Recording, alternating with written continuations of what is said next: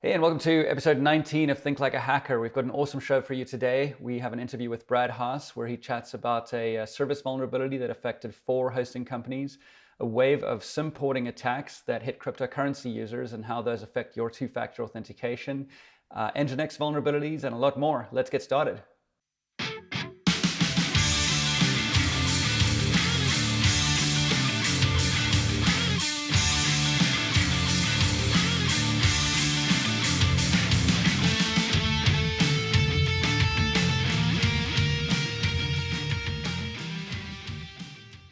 All right, Kathy, how are you doing today? Doing great. How are you? I'm good, I'm good. And we've got Brad on the line. Brad, you're in Omaha right now, right?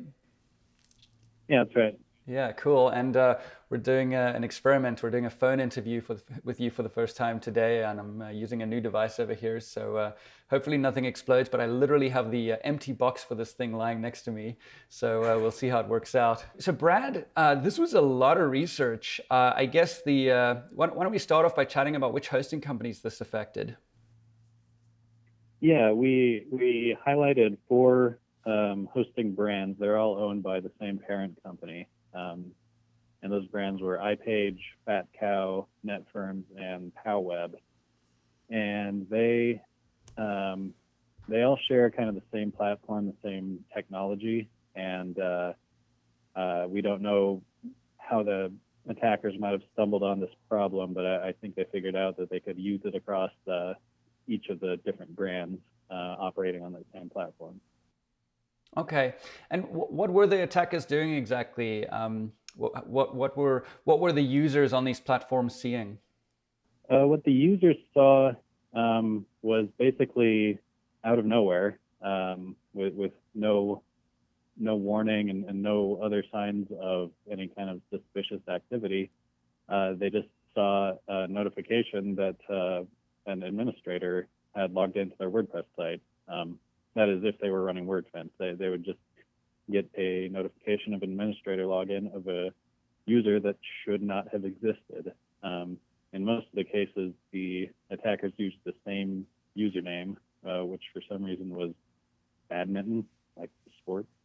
And they would go into their site and find this crazy, a rogue administrator account had been created, and they had installed malware on the site.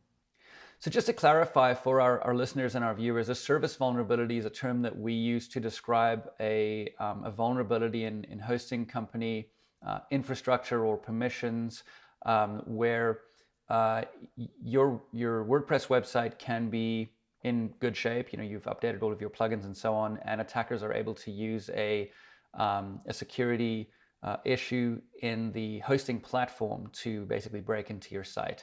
So we coined a term that we use internally, and I guess we eventually started using it externally, and the term is a service vulnerability. And so that's what we have here, where we've got these 4 sort of hosting platforms that were affected by a service vulnerability. And we've had several hosting companies in the past where we've reported a service vulnerability, and our team will generally see a pattern where sites are, we offer a site cleaning service if your site is hacked, and so customers will come to us and their sites will be compromised, and they'll see a pattern where, there's, well, Brad, I wonder if you can chat about that a little bit. So how did it begin to emerge for the SST team, the security services team, that this was a service vulnerability and not just, a sort of a regular vulnerable plugin or something that the customers were running? We have a lot of coordination between members of the team, and so anytime an analyst sees some pattern or something that just seems outside of the normal range of attacker activities, most of the time they'll post a message about it, just for the team to consider, and then we also get together and meet regularly to discuss any, again, anything unusual that the team might want to take a closer look at. And so in this case, several analysts noted this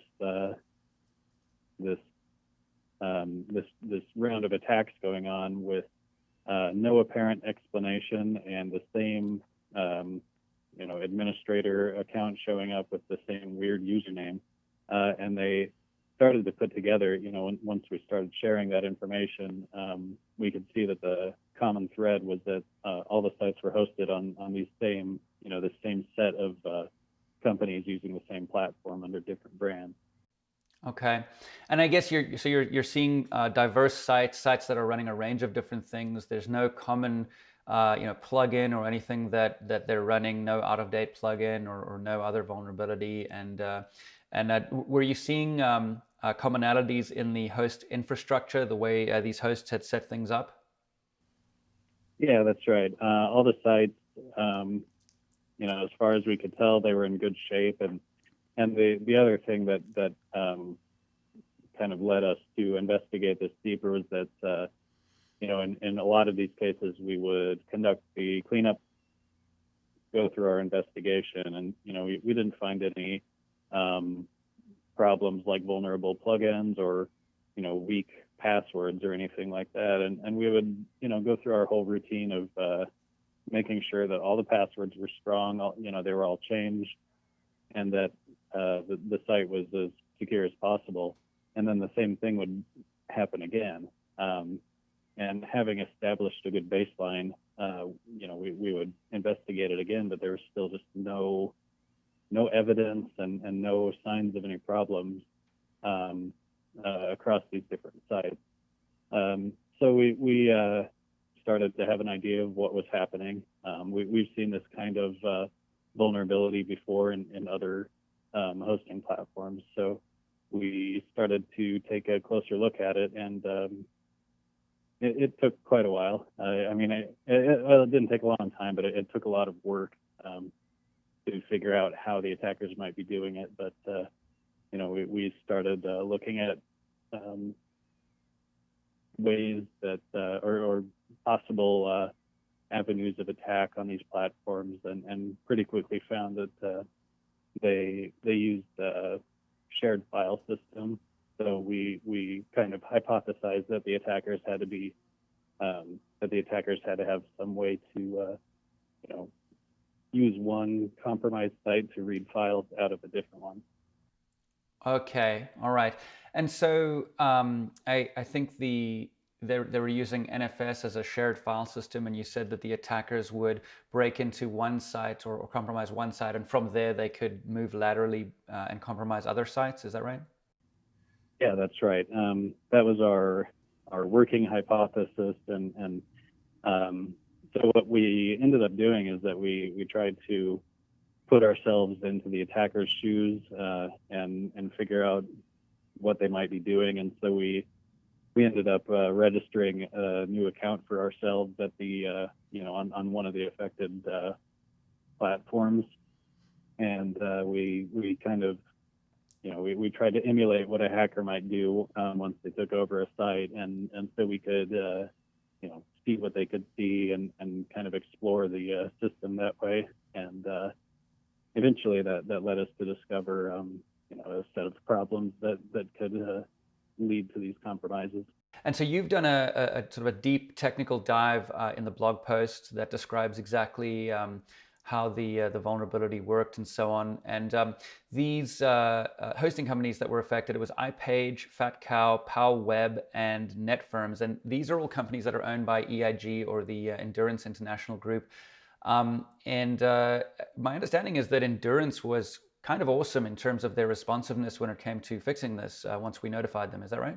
Oh yeah, they were absolute rock stars. We were able to make contact just thanks to some networking from some of the members of our team.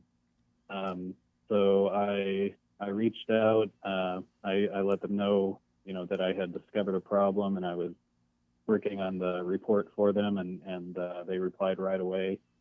And I sent the report, and that was actually after hours after regular working hours for both me and the person who handled handled things on their end.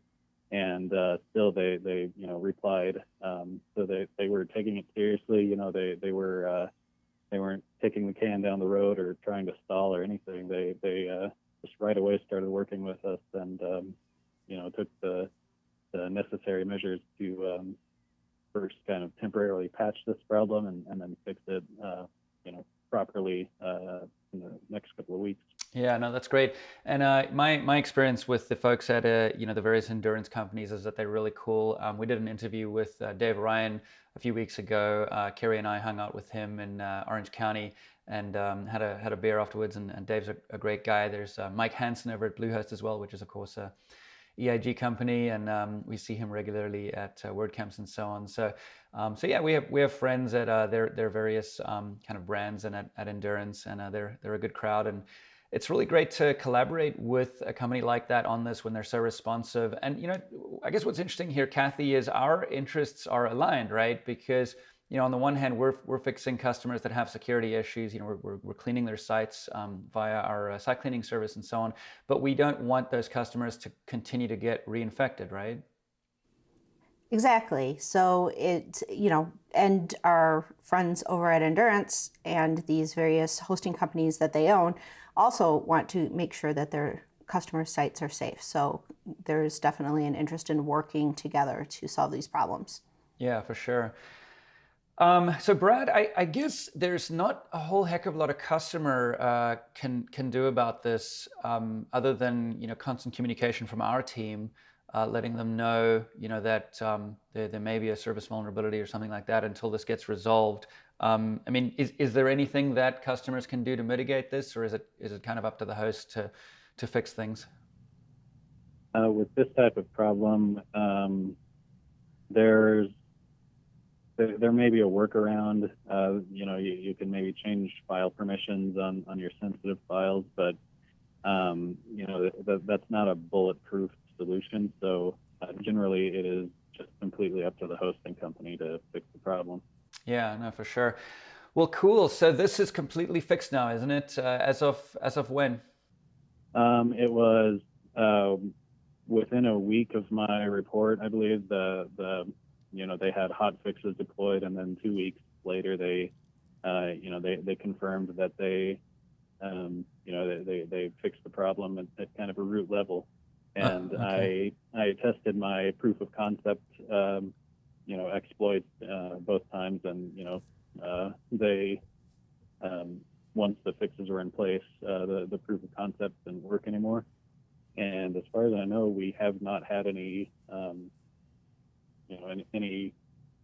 customers come back with a recurrence of the same problems, and I don't think we've had any new ones either. Awesome. And what's our policy in general when it comes to this? So they put a hot fix in place, and then they did sort of a permanent fix. How long after that did we end up disclosing to the public? It was about a week after the permanent fixes were in place.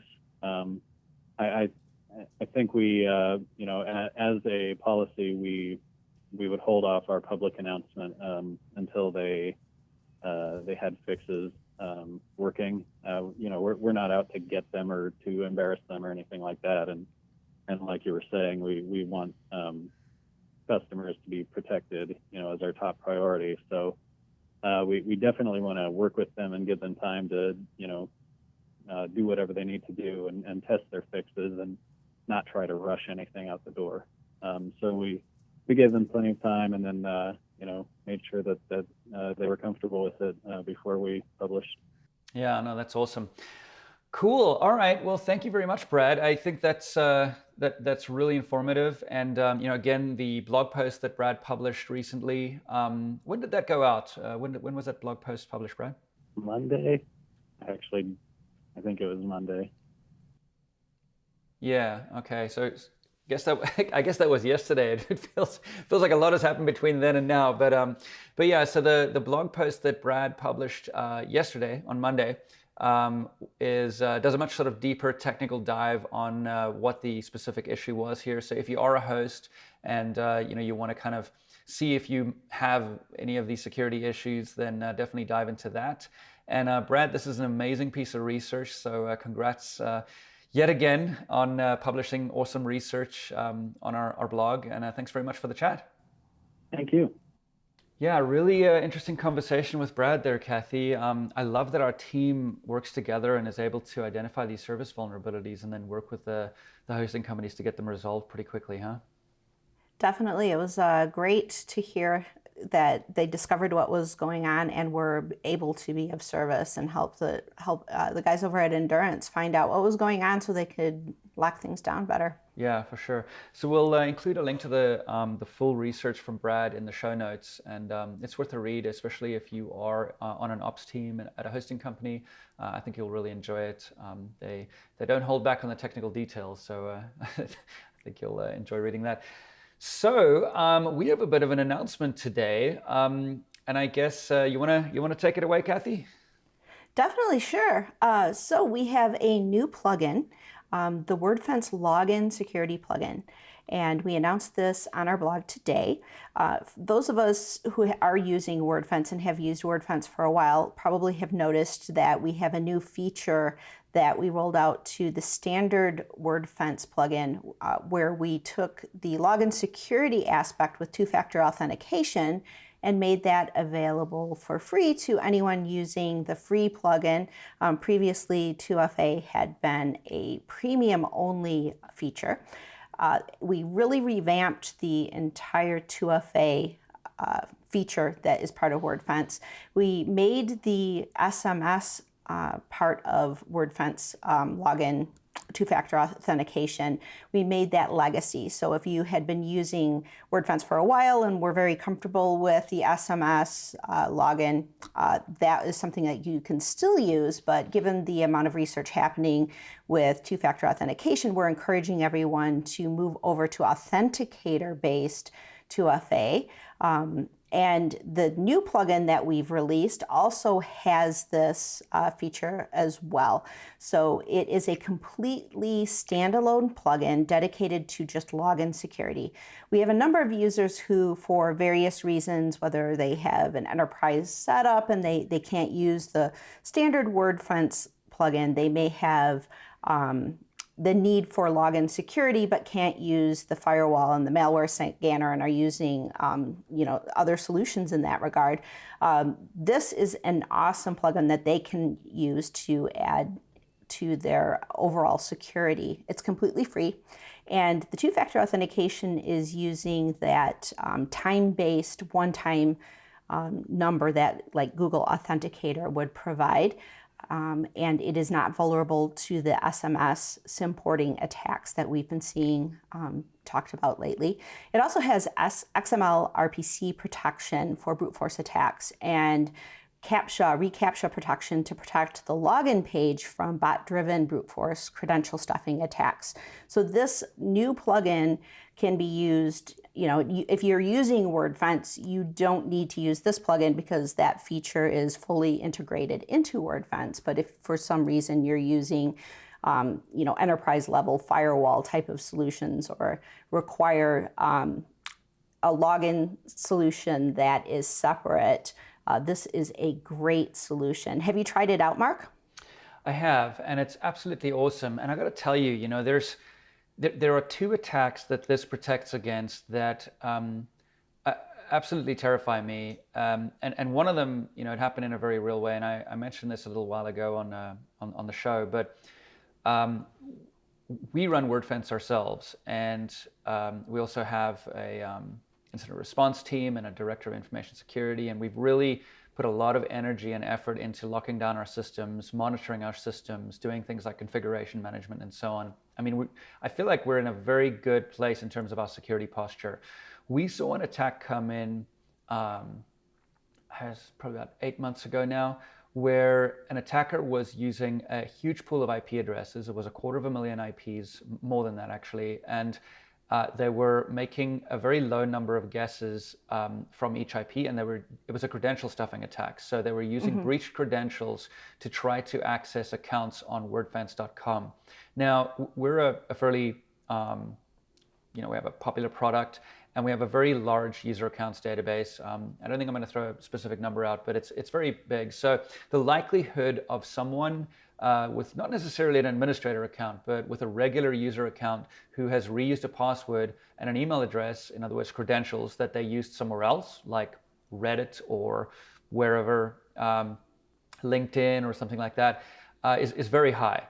You know that there is credentials that have been reused there, and a lot of there's been a lot of breaches. LinkedIn, for example, has been breached, and so if they use the same credentials that they used at LinkedIn, then if this attacker try to use those credentials on our site, they would sign in as that user, and that account would be breached. Now, it wouldn't breach us at an administrative level, but that would be, I think, quite damaging for us. We're a security company. We don't want our that would be very bad for us, and so we do everything that we can to protect even our individual user accounts. And this attack, was very, very hard to block, because this attacker was using one IP, one guess, breach credentials, very high probability of success.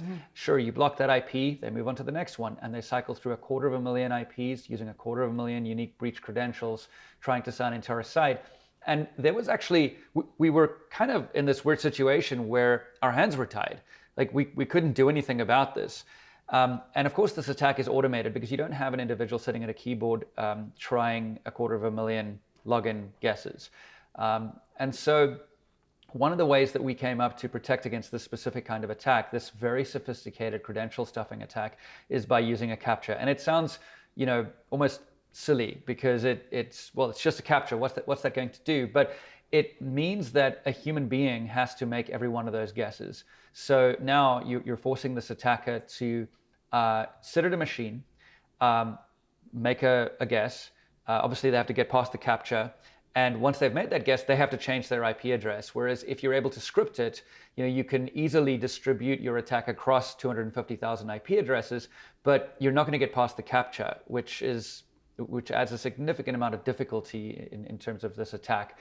And so that was a big motivator behind us releasing this Wordfence Login Security plugin, is we wanted to make that protection available for these kinds of sophisticated credential stuffing attacks. We want to make that protection available to everyone at no cost, because we're seeing them actually breaching sites. Reddit is actually one of the sites that has been breached by this.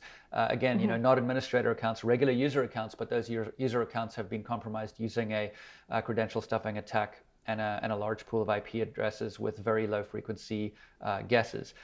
And so this new plugin protects against that using CAPTCHAs. And then the other quite terrifying attack, and I'm not exaggerating when I say this, is SIM porting. We've mentioned this, I think, in the last few episodes, but what happens there is that someone will call your cell phone provider, social engineer them, and get them to basically transfer your cell phone number and everything associated with that, in other words, SMSs that you receive and so on, over to their cell phone. So now, even if you have two-factor authentication set up, that code that you receive via SMS doesn't go to you, it goes to them. And so if you have 2FA, two-factor authentication, set up via SMS, you are vulnerable to SIM porting attacks.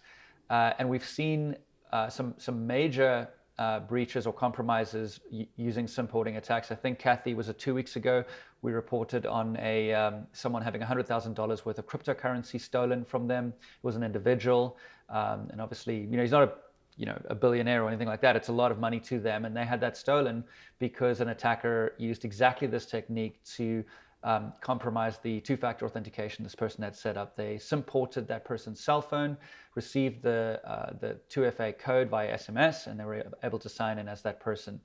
And so what we're doing, and what a lot of security companies are doing, is we are considering SMS two-factor authentication legacy. Don't use it, get rid of it, transition to something else. And as Kathy was saying, the new thing that you want to use is an app that's on your phone. It uses TOTP, or a time-based one-time authentication. And what it does is the app on your phone has a private key. And even if someone ports your SIM to their cell phone, they don't have that app and the keys associated with that app on their phone. Sure, they can receive SMSs as you and that kind of thing, but they would need your physical device. Now, they might steal your physical device, but if you have a PIN set up on the device, then they can't get in. And so they can't get in to use the Authenticator app and authenticate themselves. And so this gives you a significant improvement in terms of your security posture, and it protects you against SIM porting attacks. And the sort of leading news story that we have this week is actually about the SIM port attacks that are targeting US cryptocurrency users. And it is rife. It has expanded exponentially. And so we're really going to be making quite a lot of noise about getting people away from SMS-based two-factor authentication and over to using TOTP authenticator apps. And so if you want that level of protection on your site, if you're using Wordfence, great. That's now incorporated into the main Wordfence plugin.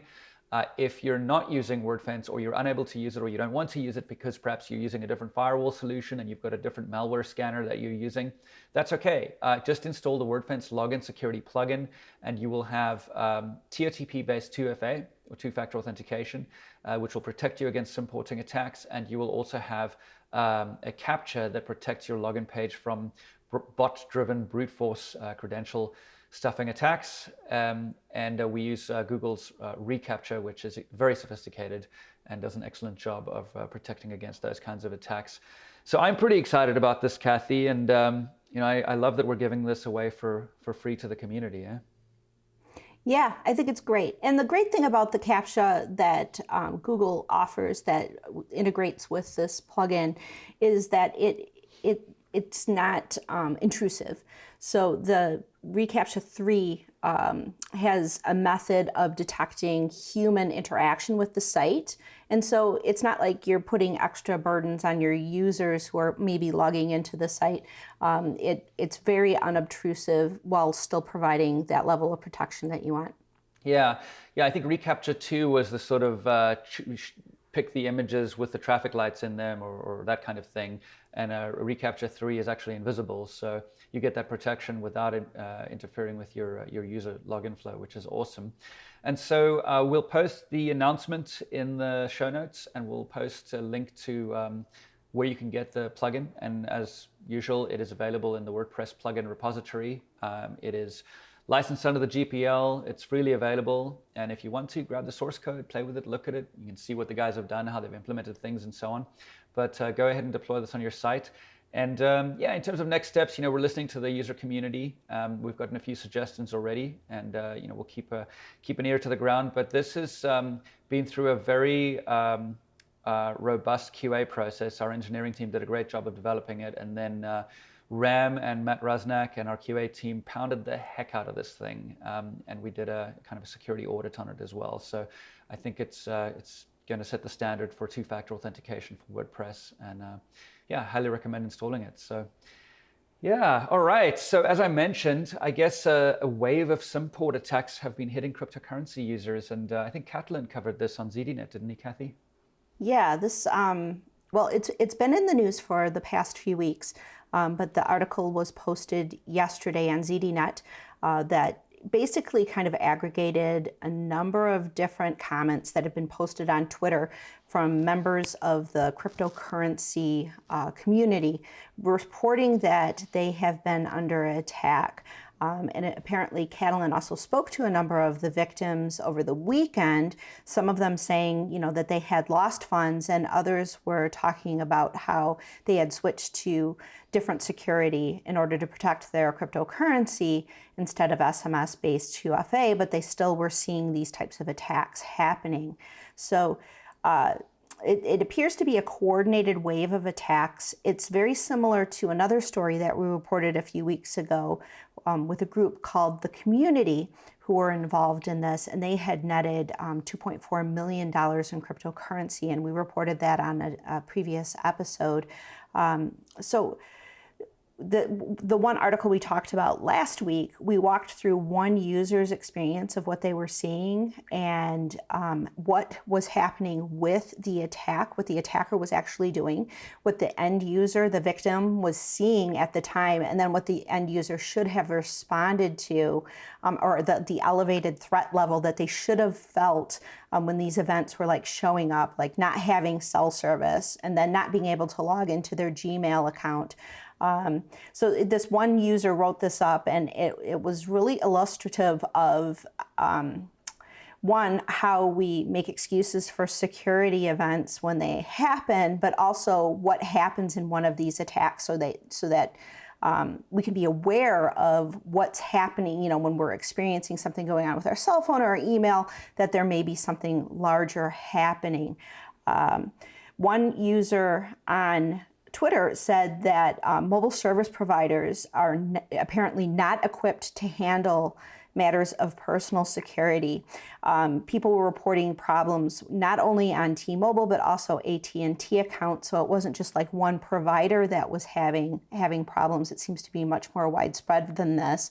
This still does seem to be a developing story, but it is basically underscoring how important it is to start really getting used to having authenticator-based 2FA as a part of your security profile and moving away from SMS-based 2FA.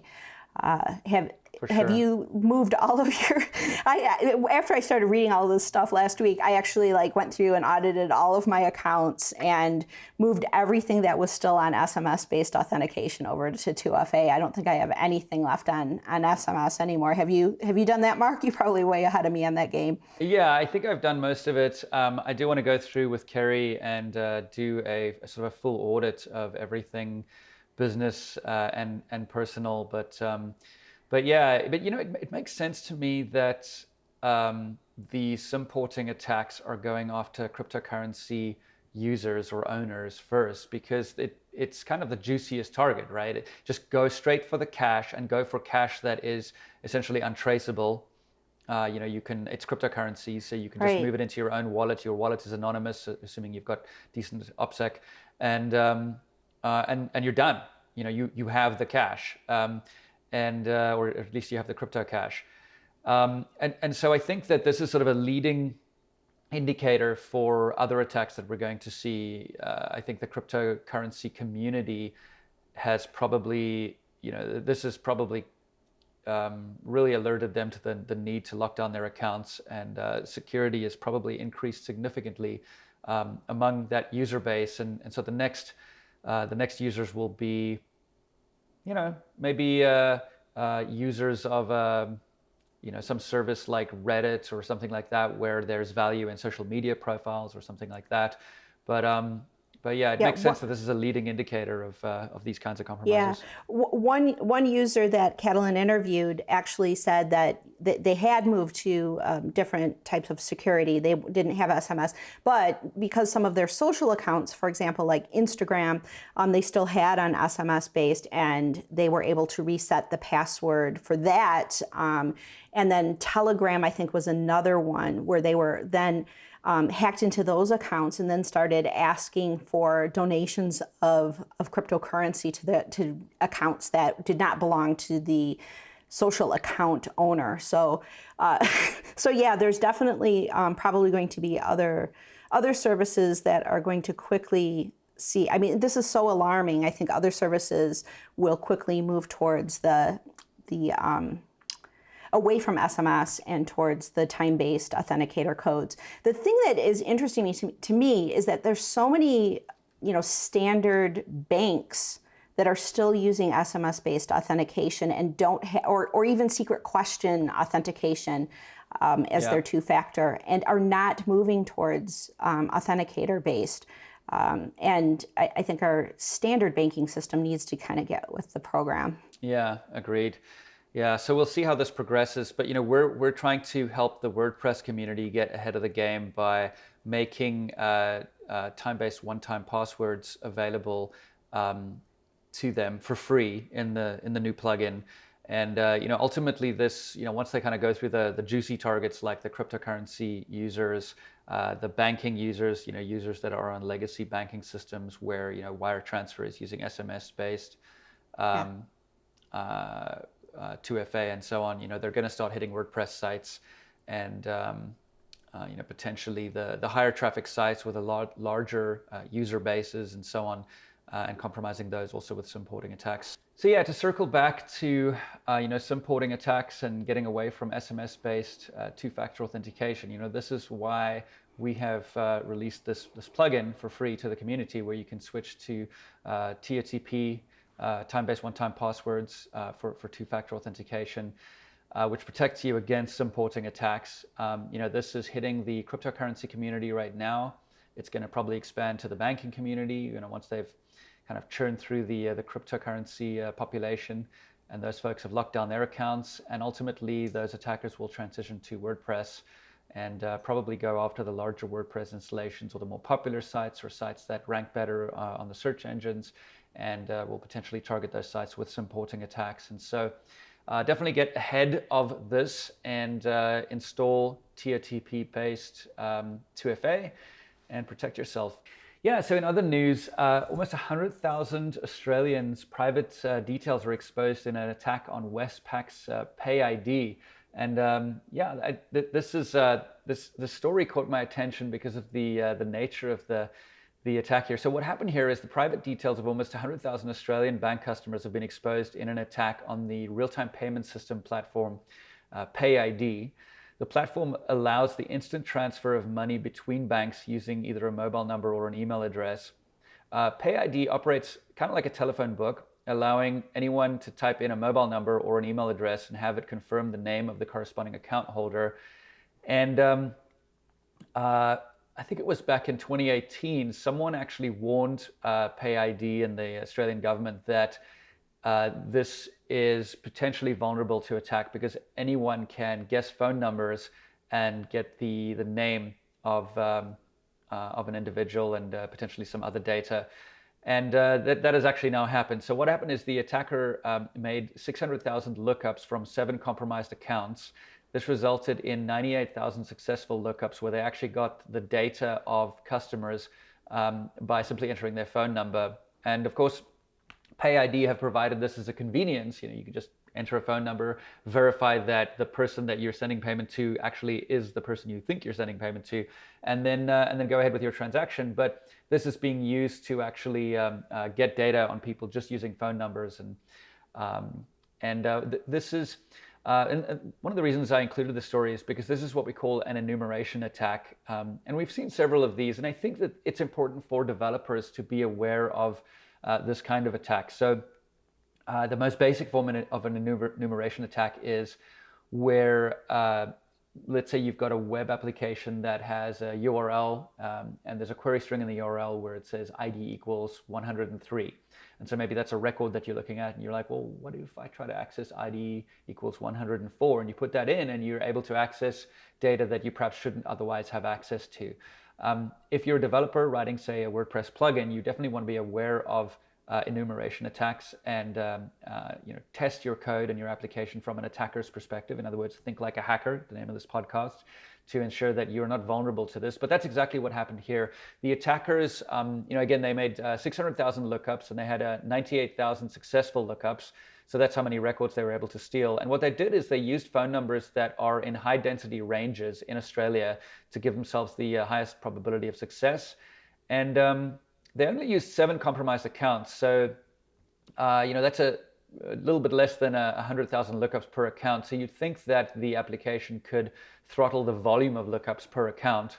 That might have been another way to mitigate this. But what they really should have done is prevented these enumeration attacks from happening in the first place. So we'll include this in the show notes. But Kathy, I guess it's just really helpful for folks that are developing applications that reveal data to the general public, say on a WordPress site, to be aware of these attacks, right?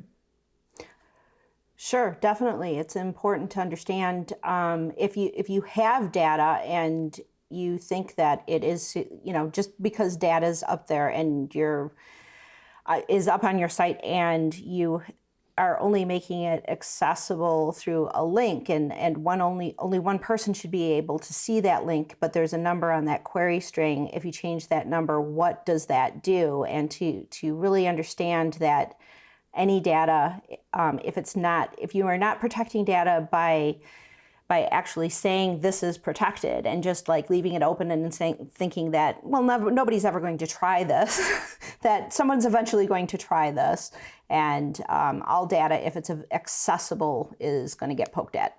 Yeah, so if you're building a user interface, make sure you aren't building a user interface for hackers.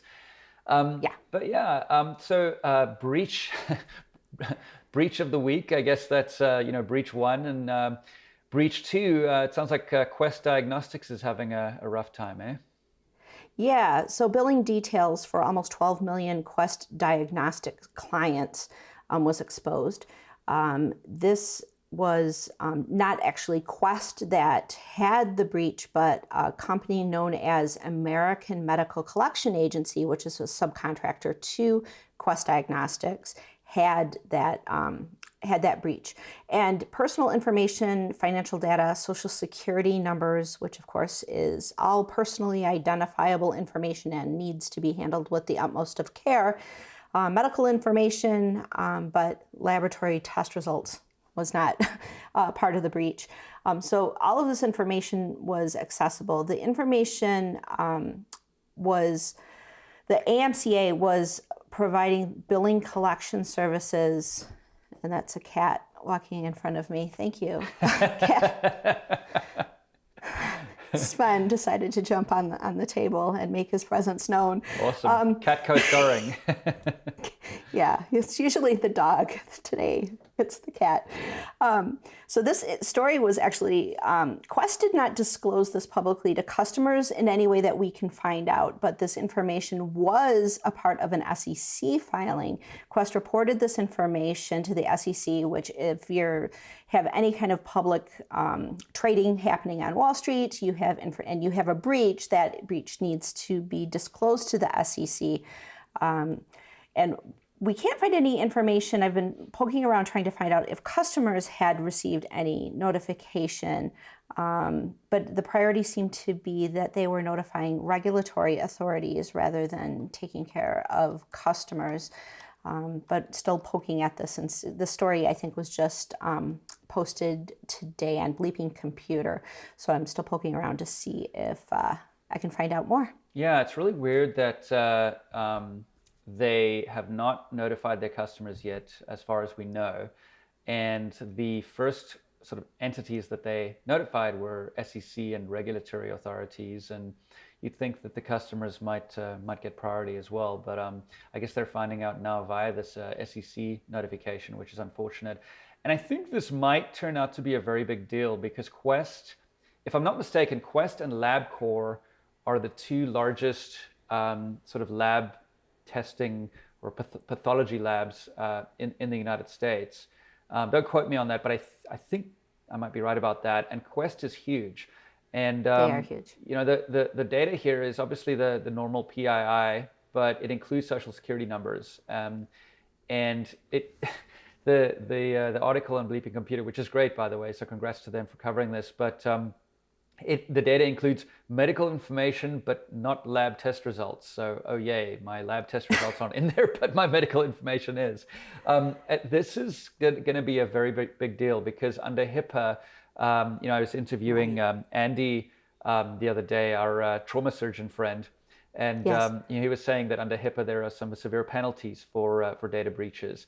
And so if, as they say, there's medical information in there along with social security numbers, this could be a very big deal for Quest Diagnostics. So if you're a customer of Quest, keep an eye out for that. But I think this is also an example of perhaps a company that needed to get a bit more in front of this in terms of letting their customers know, as well as the regulatory authorities. And I think the HIPAA folks are going to be poking around Quest, and this is probably going to hit mainstream news in a big way in the next 24 hours, I would predict. But yeah, moving on. So there's an NGINX server bug that could lead to remote code execution, and we're including this in the show because NGINX is a very popular web server, particularly for front end. In other words, facing the browser.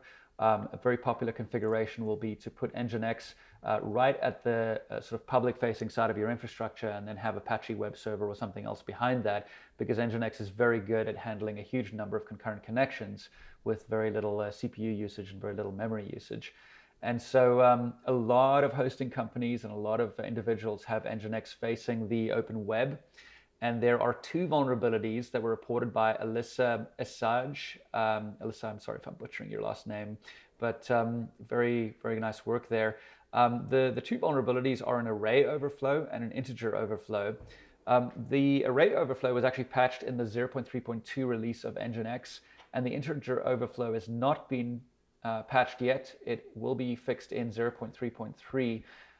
Full details of these vulnerabilities have not yet been released to the public, so it is not super likely that attackers have this data and are out there actively exploiting NGINX, although the versions that are currently out there have a giant bullseye painted on them now. So attackers will be looking at that and figuring out, well, how do I get remote code execution using these exploits before these patches are released? So if you're using NGINX, and I'm sure many of you are, especially if you work at a hosting company and an ops team, definitely upgrade to 0.3.2, which fixes the array overflow issue. And keep an eye out for 0.3.3 and get that as soon as you can, because that fixes the integer overflow. And again, both of these are remote code execution, have the potential to be remote code execution vulnerabilities, which is pretty much a worst case scenario. So yeah, and congrats again to Alyssa Isaj, who published this. And I think the full disclosure deadline is it August 6th, Kathy? Is that right? Yeah, that was from her notes on Twitter, that she had actually disclosed this privately to NGINX via the 0-Day initiative, and so we'll be watching for a full disclosure in August. Yeah, no, for sure. And by that time, hopefully everyone will be, all those patches will be released and everyone will have upgraded and the web will be secure. One hopes. But that's it for this week's news. So if you're watching on YouTube, please like and subscribe. And if you're listening on Apple Podcasts, give us a rating to let us know how we're doing. Kathy, I guess I'm seeing in your notes here that we're asking our viewers to rate us on Apple Podcasts. I'm just curious, and I'm sure many of our listeners and viewers are. Why does that matter? Do we sort of rank higher in iTunes, or how does that work? Yeah, there's something on Apple Podcasts called New and Notable, and so we're looking just to get out to a wider audience. And after about 19 episodes, I figure we have a track record now. So I figure we'd like to hear from people on any platform whatsoever if they are enjoying our podcast, to just let everyone know that they're enjoying it, and we'll see where it goes. Yeah, and brilliant. may even read one of those reviews on air. Yeah, very cool. So yeah, I guess Apple Podcast is one of the most popular podcasting platforms, perhaps the most popular. I don't know how it ranks against Spotify, but if you're listening on Apple, give us a review, give us a rating to let us know how we're doing, and help us potentially rank a little higher on the Apple platform. We'll be airing our interview a little bit later this week, and I'm told it's a very good one. Max is busy editing it, and that will be published probably Thursday to Friday-ish. So keep an eye out for that. And thanks for listening or watching. Have a wonderful week. Bye, everyone.